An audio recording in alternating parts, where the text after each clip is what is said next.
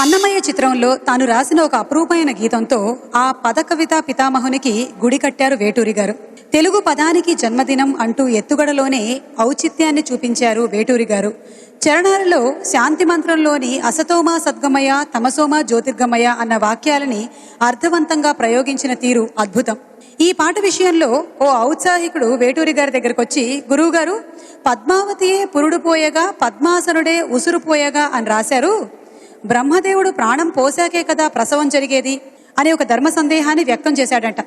లేదు నాయన, ప్రసవం జరిగాకే బ్రహ్మదేవుడు ప్రాణం పోస్తాడు, అది సృష్టి ధర్మం అని వివరించారట వేటూరి గారు. ప్రతి చిన్న విషయాన్ని సూక్ష్మంగా పరిశీలించి పాట రాస్తారు కాబట్టే వేటూరి గారు తెలుగు సినిమా పాటకి ప్రాణమయ్యారు. కీరవాణి గారి స్వరకల్పనలో అన్నమయ్య సినిమా కోసం బాలు గారు, సుజాత గారు, రేణుక గారు ఆలపించిన ఆ గీతాన్ని ఇప్పుడు మన కోసం వినిపించబోతున్నారు బాలు గారు, శ్రీలేఖ గారు, పాడుతా తీయగా బృందం.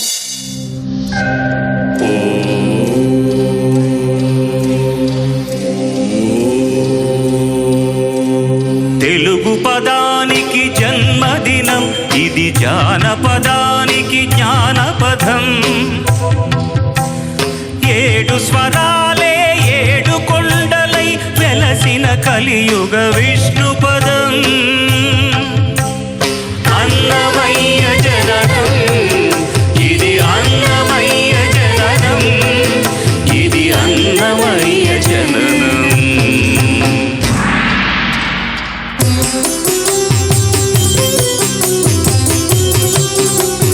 హరిషడ్వర్గము తెగ నరికే హరిఖడ్గం, ఇది నందకము. బ్రహ్మలోకమున బ్రహ్మాభారతి నాదాశీసులు పొందినదై. శివలోకమున చిద్విలాసమున రమరుధ్వనిలోకమకితమై. దివ్య సభలలో నవ్య రాస్యముల భూవంతుల చేబంతి గయగసి. నీరద మండల నారద తుంబుర మహతీ గానపు మహిమలు తెలిసి.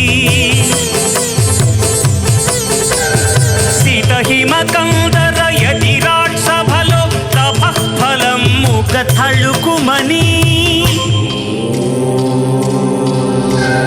తల్లితనముకై తల్లడిల్లు ఆలకమాంబ గర్భాలయములో ప్రవేశించే ఆనందకము.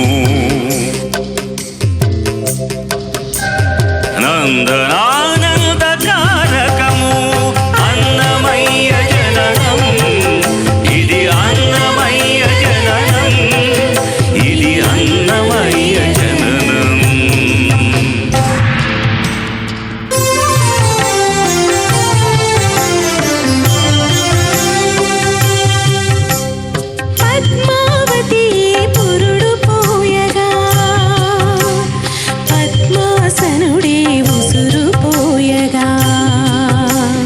విష్ణు తేజమై నాదబీజమై ఆంధ్ర సాహితీ అమర కోశమై అవతరించెను అన్నమయ అసతోమా సద్గమయ. అవతరించెను అన్నమయ అసతోమా సద్గమయ.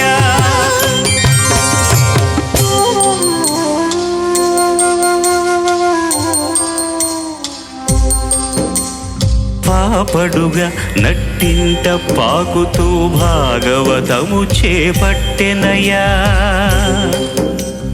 హరినామమ్మును ఆలకించక అరముద్దలనే ముట్టడయా. తెలుగు భారతికి వెలుగు హారతై ఎగలయలో పద కవితలు కలయా.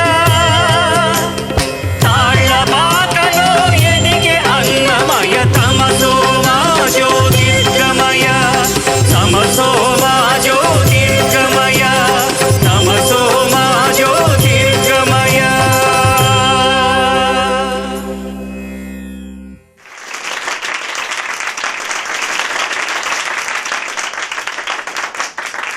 ఆ పదకర్త గురించి ఈ పదకర్త ఎంత గొప్పగా రాశారు సార్. ఆయన పద కవితా పితామహుడు. సినిమాకు సంబంధించినంత వరకు ఈయన కూడా సినిమా పద కవితా పితామహుడు అని చెప్తే కొంతమందికి అత్యుక్తిగా ఉండొచ్చేమో, కానీ నాకు చాలా తృప్తిగా ఉంది, చాలా చాలా తృప్తిగా ఉంది. ఎందుకంటే అన్నమాచార్యుల వారి గురించి నేను చెప్పాను కదా, వేటూరి ప్రభాకర్ శాస్త్రి గారు, తర్వాత ఆ రాళ్లపల్లి వారు కలిసి వాళ్ళ అనుసంధానంతో మనకు ఎన్నో దొరికాయి కీర్తనలన్నీ. ఇక్కడ తెలుగు పదానికి జన్మదినం, ఇది జానపదానికి జ్ఞానపదం. తెలుగు పదానికి జన్మదినం అనడంలోనే చాలా గొప్ప అర్థం ఉంది దాంట్లో. అసలు నిజం చెప్పాలంటే నిజమైన తెలుగు మన పురాతనమైన, మనకున్నటువంటి అందరు వాగ్గేయకారులు పురాతనమైనటువంటి అన్నమయ్య గారి ద్వారానే ఆ తెలుగు ఒక వెలుగు చూసింది అని చెప్పడానికి ఒక కారణం. తర్వాత దానికి ఉన్న ఐతిహ్యాన్ని, హిస్టరీని అంతా కూడా అంత అందంగా, ఎంత గొప్పగా చెప్పారో. He only can do it. అది ఆయన రాయడం అనేటటువంటిది ఈ పాట. ఎందుకంటే సినిమాలో అన్ని అన్నమయ్య కీర్తనలు ఉన్నాయి, ఒక్క పాట వేటూరు సుందరరామూర్తి గారు రాయడానికి కారణం ఏంటంటే వేటూరు వారి వంశానికి, అన్నమయ్య గారి వంశానికి చాలా తెలియని అనుబంధం ఉన్నదనమాట. అది ఆయన రాయడమే న్యాయం. అన్నమయ్య అంటే మిగతా పాటల ద్వారా ఎంత తెలిసినా సరే ఈ ఒక్క పాట ద్వారా ఆయన చరిత్ర అంతా తెలిసిపోయింది. Sahu Sundararamurthy. Thank you sir. Thank you Srilekha గారు. Thank you sir.